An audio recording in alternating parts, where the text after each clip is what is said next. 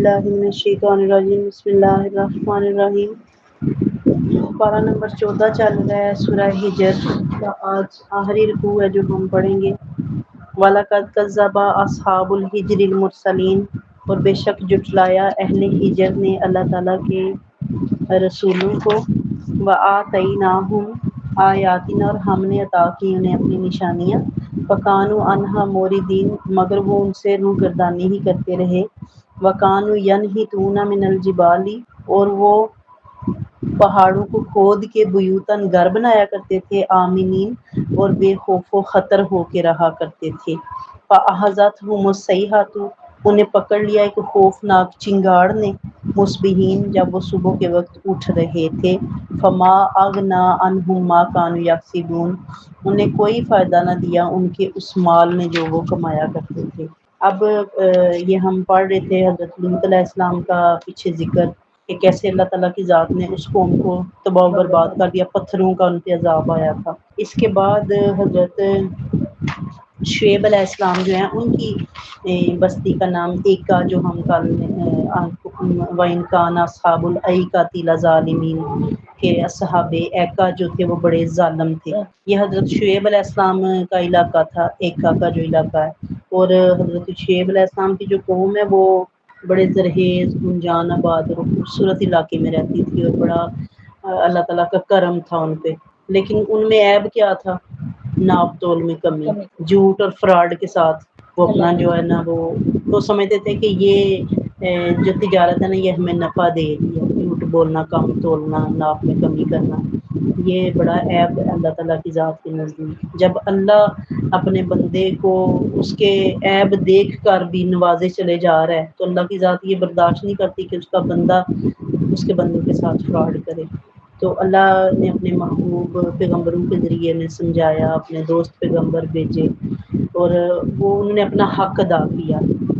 لیکن اس کے باوجود جب وہ باز نہیں آئے تو اللہ تعالیٰ کی ذات نے انہیں تباہ و برباد کر دیا۔ اب اصحاب ہجر سے کون سی قوم ہے؟ یہ قوم سمود کا علاقہ ہے جو اصحاب ہجر کہلاتے ہیں۔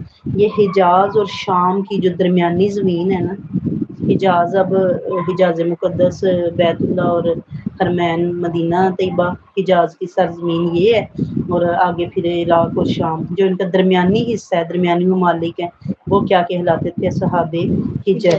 یہاں ہی جو ہے حضرت صالح علیہ السلام اسی قوم میں آئے تھے۔ تو اللہ تعالیٰ کی ذات، ان کا بایو ڈیٹا اللہ کیا بیان فرما رہا ہے کہ ہم نے انہیں اپنی نشانیاں دیں لیکن وہ منہ ہی پھیرتے رہے۔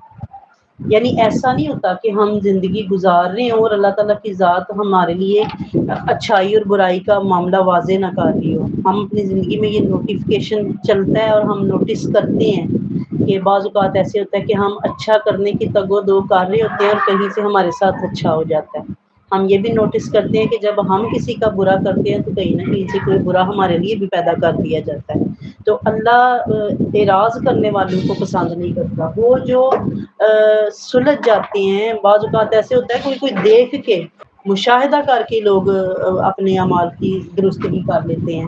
اور وَكَانُوا يَنْحِتُونَ مِنَ الْجِبَالِ، اور وہ پہاڑ کھود کے اپنے گھر بنایا کرتے تھے۔ اب آپ نے کبھی امیجن کیا ہے کہ ایک جو زمین گہری ہو اس پہ کتنی زیادہ مٹی ڈال کے، جسے ہم پرتی ڈالنا کہتے ہیں، تو اس کو اس کا لیول بنا کے تو گھر بنایا جاتا ہے۔ لیکن پہاڑوں کے اندر جو گھر بنائے جاتے ہیں ان کے لیے ایکسٹرا مشینری کی ضرورت، ایکسٹرا پاور کی ضرورت۔ یہ شاہراہ قراقرم ہے، پاکستان میں بڑا عجوبہ ہے دنیا کا۔ کی تعمیر میں پتہ نہیں کتنے ہزار جو ہے نا مزدور وہ جان کی بازی ہار گئے تھے، کیونکہ کام سخت تھا۔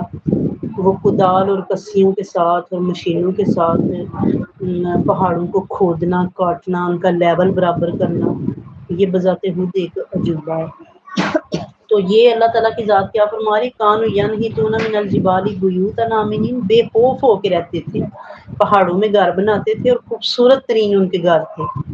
فاخذتهم الصیحۃ مصبحین، لیکن کیا ہوا جب اللہ کی نافرمانی سے باز نہیں آئے تو صبح کے وقت عذاب آیا۔ یہ جو قوم ہے اصحاب ہجر، مختلف انبیاء یہاں یہ کیسے ہلاک ہوئی تھی؟ اصحاب ہجر چیخ، آسمانی کڑک یا چیخ زوردار کہہ لیں، کہ ہم اکثر نا کوئی بچے یا بڑے اس انداز میں چیختے ہیں، ہم کہتے ہیں فلاں نے کان کے پردے ہی پھاڑ دیے، تو وہ ایسی آسمانی چیخ تھی، ایسی چنگاڑ تھی کہ ان کے کانوں کے پردے پھٹ گئے، بلکہ ان کے بیجے پھٹ گئے تھے۔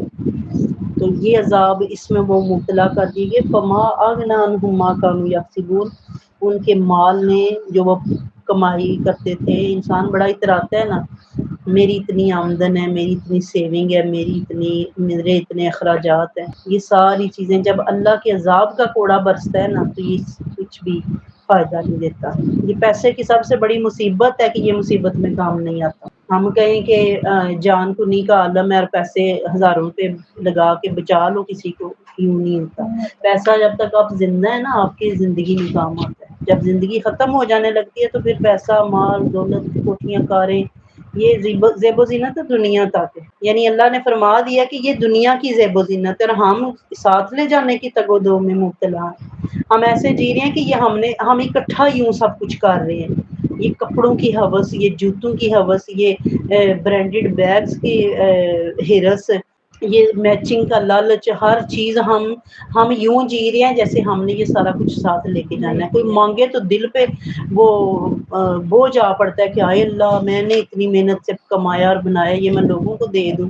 حالانکہ انسان کا مال وہ ہے جو اس نے پہن لیا اور کھا لیا، اس کے علاوہ جو کچھ بھی ہے وہ وارثوں کا ہے، اور چاہے تیرے وارث ہی اٹھا اٹھا کے تیرے کپڑے جوتے پھینکیں کہ ہمارے یہ کسی کام کے نہیں ہے، تو بہتر نہیں تو اپنے ہاتھوں سے ہی بانٹتا جا۔ اللہ کیا فرما رہا ہے کہ کسی کام نہ آیا جو کچھ بھی کمائیاں کر کے وہ بیٹھے ہوئے تھے۔ وما خلقنا السماوات والارض وما بينهما الا بالحق وان الساعه لآتية فاصفح الصفح الجميل، اور ہم نے نہیں پیدا فرمایا آسمانوں اور زمین کو اور جو کچھ اس کے درمیان ہے مگر حق کے ساتھ۔ یعنی آپ کی تھیوریز میں یا وہ ڈارون کا نظریہ ہے ایک کہ انسان پہلے بندر تھا اور پھر ارتقائی شکل اختیار کر کے انسان بن گیا، تو اللہ تعالیٰ کیا فرما رہا ہے کہ میں نے تو کوئی چیز بیکار پیدا کی نہیں ہے، حتیٰ کہ آپ چیونٹی کی حیات پہ غور کرنا شروع کر دیں، شہد کی مکھی پہ غور کرنا شروع کر دیں، آپ عنکبوت پہ، یہ مکڑی، اس پہ غور کرنا شروع کر دینا تو آپ پہ حیرتوں کے پہاڑ ٹوٹیں گے کہ کوئی چیز بھی بے مقصد پیدا نہیں کی گئی۔ اللہ نے بڑے انسان کو بنایا جاندار اور اس کے کھانے پینے کے لیے بندوبست فرما دیا، اللہ نے جانور پیدا فرما دی، پھر اس میں نا کیٹیگری بنا دی یہ حرام ہے اور یہ حلال ہے، ان کا تم گوشت بھی کھاؤ، دودھ بھی پیو، ان سے بار برداری کا کام بھی لو۔ کیسے کیسے اللہ تعالیٰ نے نا وہ نعمتیں عطا فرمائی۔ جب یہ موجودہ دور کی سہولتیں نہیں تھیں تو تب کہیں صرف جانور ہی انسان کے کام آتے تھے، اور آج کے جو لبرل ترین اٹھ کے پڑھے لکھے لوگ کہنا شروع کر دیں جی کتنا ظلم ہے کہ جانوروں کو کاٹا اور کھایا جا رہا ہے۔ ہندو مذہب میں جانور کو کاٹنا، ذبح کرنا، کھانا یہ سب ناجائز تصور کیا جاتا ہے، حالانکہ میرے رب نے گوشت میں کتنی لذت رکھی ہے۔ یہ آپ کا بچہ کھانا نہیں کھائے گا جب تک آپ برائلر کا اس کو گوشت نہیں دیں گے۔ تو یہ اللہ تعالیٰ کی ذات نے نا انسان کے فائدے کے لیے تسخیر کائنات کا انسان کو شعبہ عطا فرمایا۔ پھر اللہ نے فرمایا اللہ قد کرمنا بنی آدم، کہ میں نے اتنی مخلوق بنائی ہے لیکن خلافت کا تاج کس کے سر پہ سجایا ہے؟ انسان کے۔ لقد خلقنا الانسان فی احسن تقویم، کہ سب سے خوبصورت چیز میں نے انسان بنائی ہے۔ تو یہ باقی سب کچھ جو ہے تو جہاں ہے تیرے لیے، تو نہیں جہاں کے لیے۔ یعنی ہم الٹا چل رہے ہیں نا، اس لیے پریشان ہیں۔ ہم سمجھتے ہیں یہ سب کچھ اس میں مبتلا ہو جاؤں اور یہ سب کچھ میرا ہو جائے، حالانکہ ہے انسان کے لیے ہی۔ یہ آسائشیں، یہ لذتوں کا سرور، یہ سب کچھ کھانا پینا، پہننا اوڑھنا، بہترین سے بہترین نعمتیں سب انسان کے لیے ہیں، لیکن اللہ تعالیٰ کی ذات کیا پسند کرتی ہے کہ آپ پانی کے اوپر ہی رہیں۔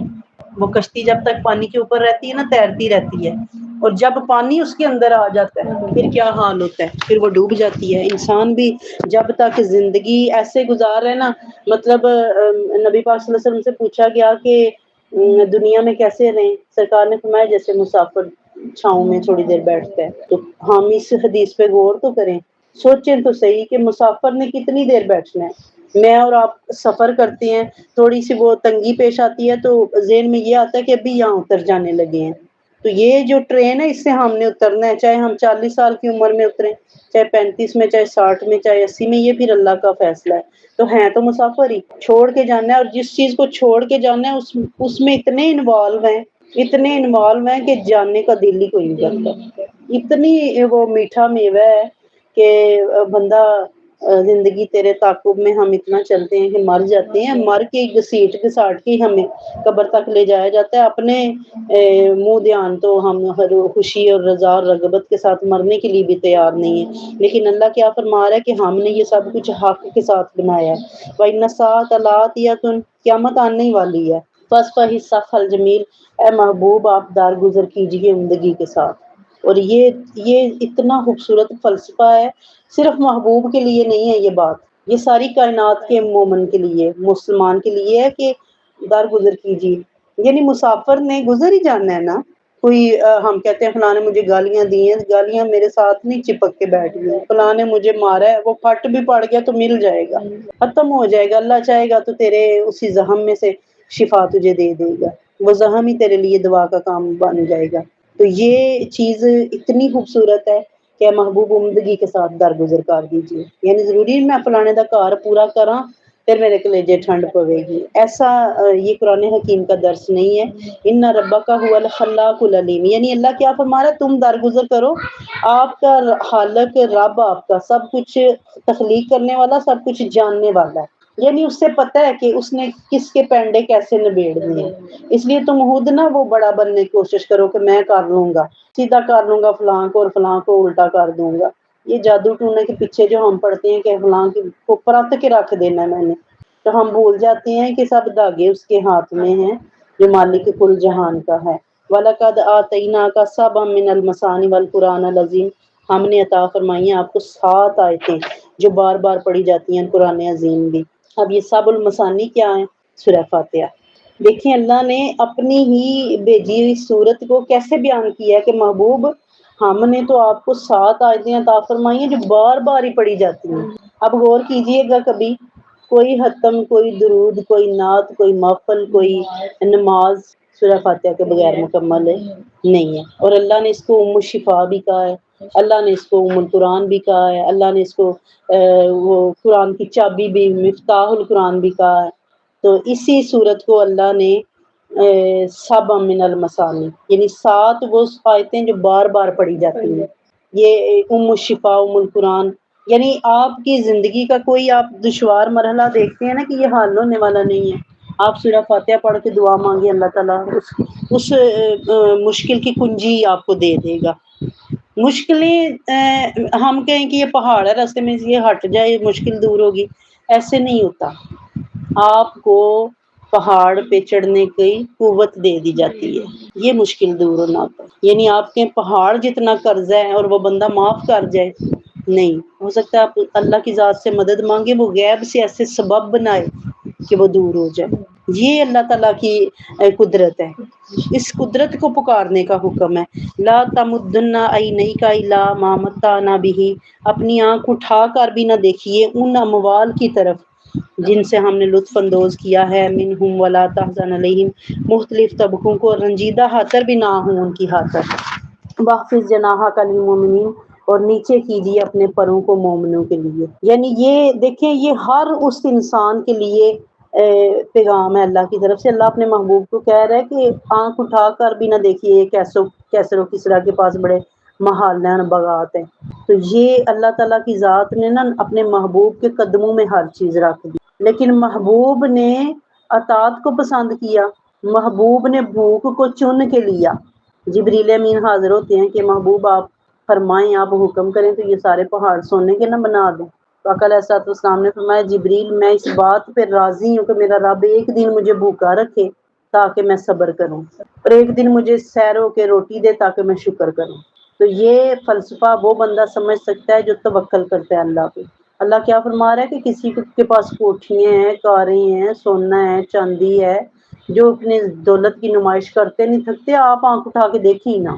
واحفظ جناحک للمؤمنین، اور اپنے پر نیچے کیجیے مومنوں کی، یہ جو محبوب تیرے پیچھے پیچھے پھیر رہے ہیں، اور نبی پاک صلی اللہ علیہ وسلم زمین پہ اگر وہ پانی لے کے لعاب دہن گرانے کی کوشش کرتے نا تو صحابہ اپنی تلیاں نیچے بچھا لیتے، اپنی ہتھیلیاں نیچے کر لیتے تھے، اور نبی پاک صلی اللہ علیہ وسلم کا جو لعاب دہن ہے وہ بھی زمین پہ نہیں گرنے دیتے تھے۔ تو ان مومنوں کے لیے اپنے آپ کو وقف کیجئے، یعنی انسانی وتیرہ ہے نا، جو اگر مال کے ساتھ آیا ہے تو اس کو ہم صوفے پہ بٹھاتے ہیں، تو جو حالی ہاتھ غریب رشتہ دار آ گیا اس کو کہتے ہیں ٹائم نہیں ہے جی پھر آ جی، تو یہ ایک مومن کی شان نہیں ہے۔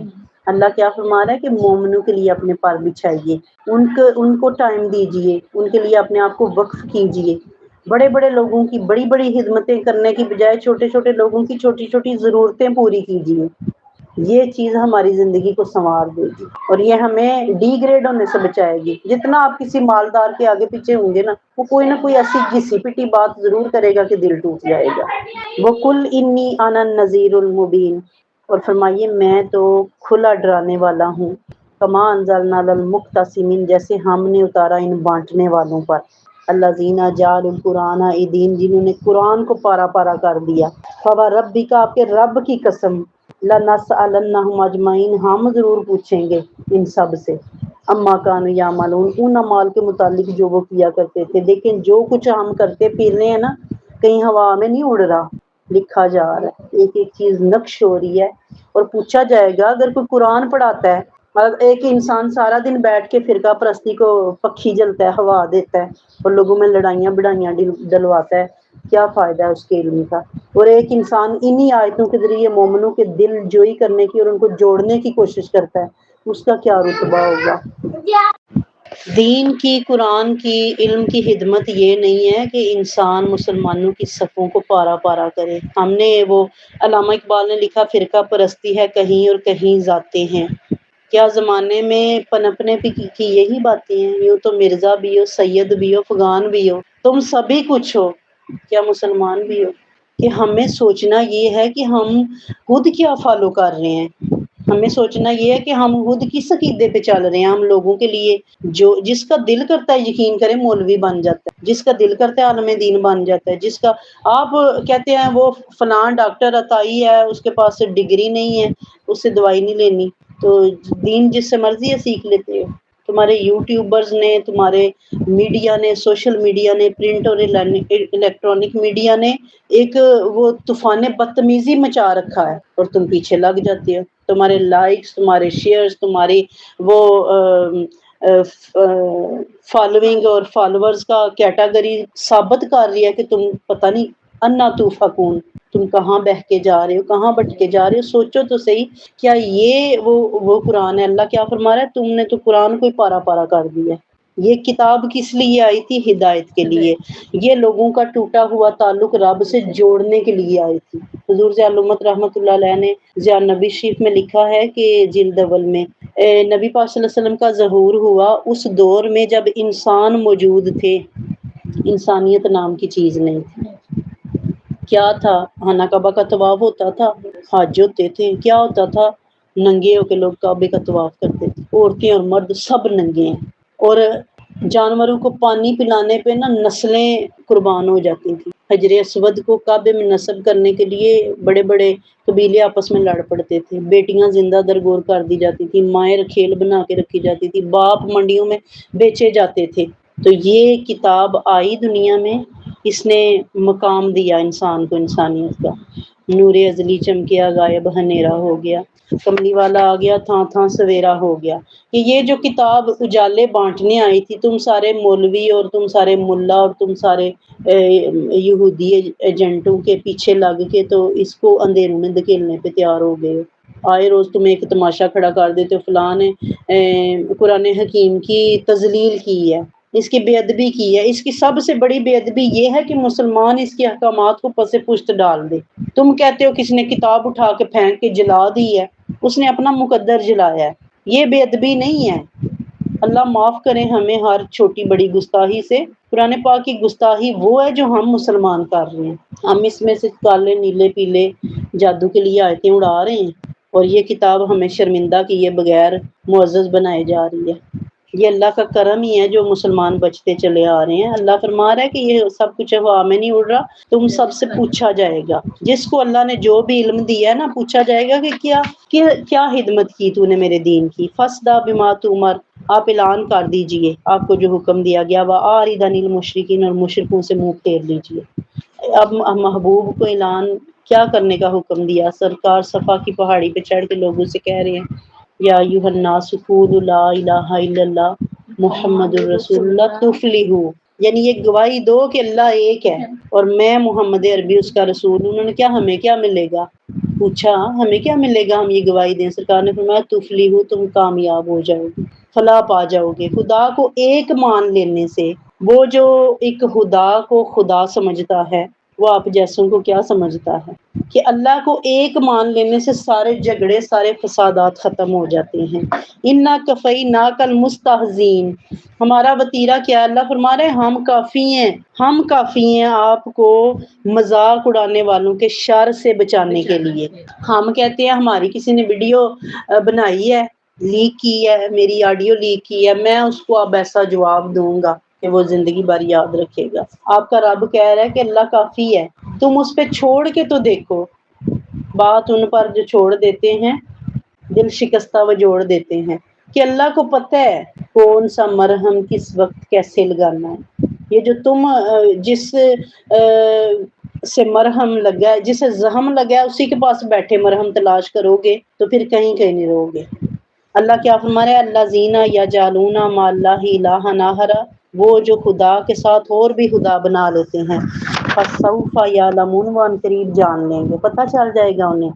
وَلَقَدْ نَعْلَمُ أَنَّكَ يَضِيقُ صَدْرُكَ بِمَا يَقُولُونَ، ہم خوب جانتے ہیں کہ آپ کا دل تنگ ہوتا ہے ان باتوں سے جو وہ کیا کرتے ہیں۔ یہ قرآن حکیم یہ کیسے جانتا ہے کہ ہم ٹوٹا ہوا دل لے کے بیٹھتے ہیں؟ یہ کیسے جانتا ہے کہ ہمارے اندر کچھ چل رہا ایسا ہے جو ہمیں تکلیف دے رہا ہے؟ کیونکہ وہ سب سے بڑا حکیم ہے، وہ جو سب کچھ جاننے والا ہے، جو خالق ہے، مالک ہے، جو کہہ رہا ہے میں نے تجھے بنایا ہے۔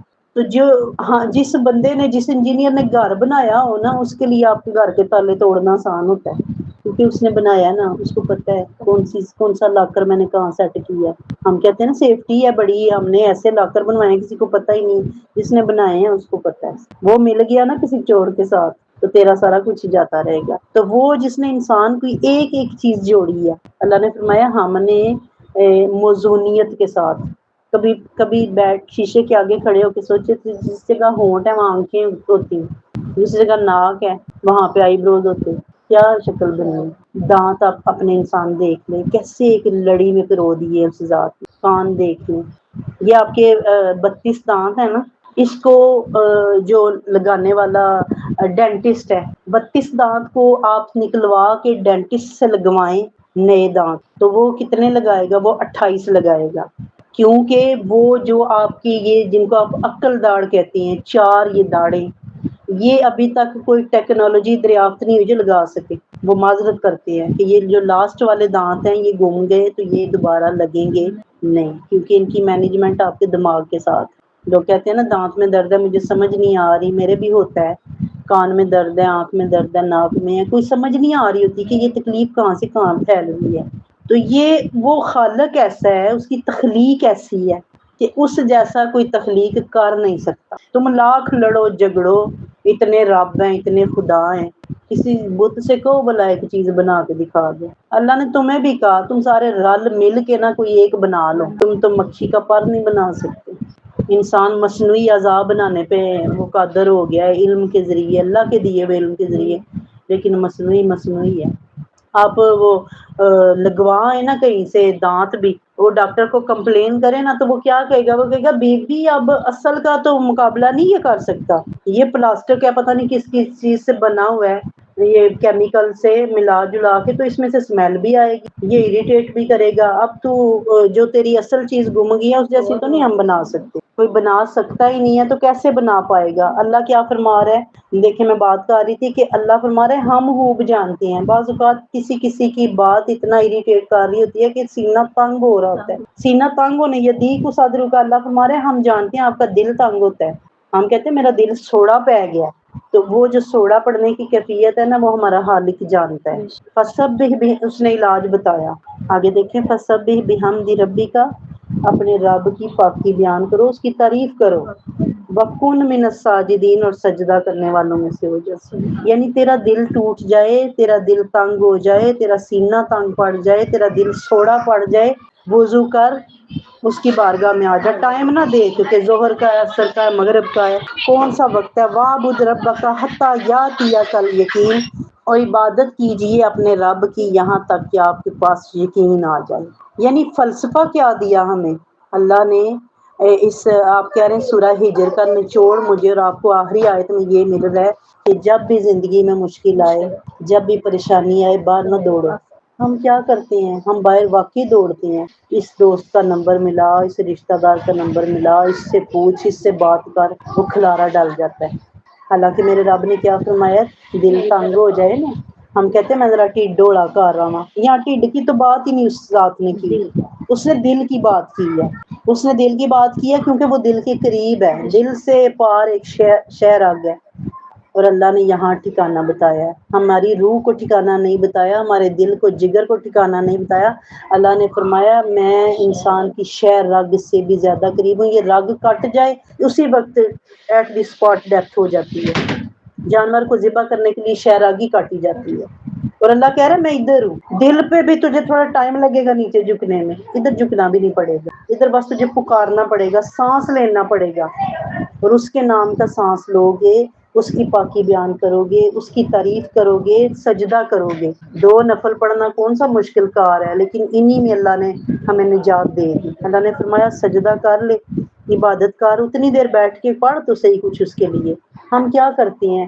ہم کہتے ہیں فلاں مجھے 72 بار یاسین پڑھ دے، فلاں مجھے 1,00,000 مرتبہ آیت کریمہ پڑھ دے، 1,25,000 مجھے درود پاک پڑھ دے، میرا مسئلہ حل ہو جائے گا. یہ تو طریقہ ہی نہیں ہے. وہ اپنی جگہ ہوگا. یہ اللہ نے کیا بتایا؟ تو اتنی دیر پڑھ لکھ عبادت کر. کس کی عبادت کر؟ اپنے رب کی. تیرے پاس یقین آ جائے گا. یقین کیا ہوگا؟ کہ میرے رب سے بڑی کوئی طاقت نہیں ہے. بعض اوقات انسان صرف نہ بیٹھ کے، وہ لوگ کہتے ہیں جی تسبیح پڑھ کے تو ضروری نہیں نا ہوتا کہ ذکر ہو. یقین کریں جتنی دیر ہاتھ میں تسبیح رہتی ہے نا، دل میں خیال رہتا ہے کہ ہم تسبیح پڑھیے تو ہم چغلیاں کراں، غیبتاں کراں، بدگوئیاں کراں. تسبیح یہ یاد کرواتی ہے کہ تو نے باوضو رہنا ہے اور اس کی پاکی بیان کرنی ہے، اس کی تعریف کرنی ہے. وہ ایک سجدہ جسے تو گراں سمجھتا ہے، 1000 سجدوں سے دیتا ہے آدمی کو نجات.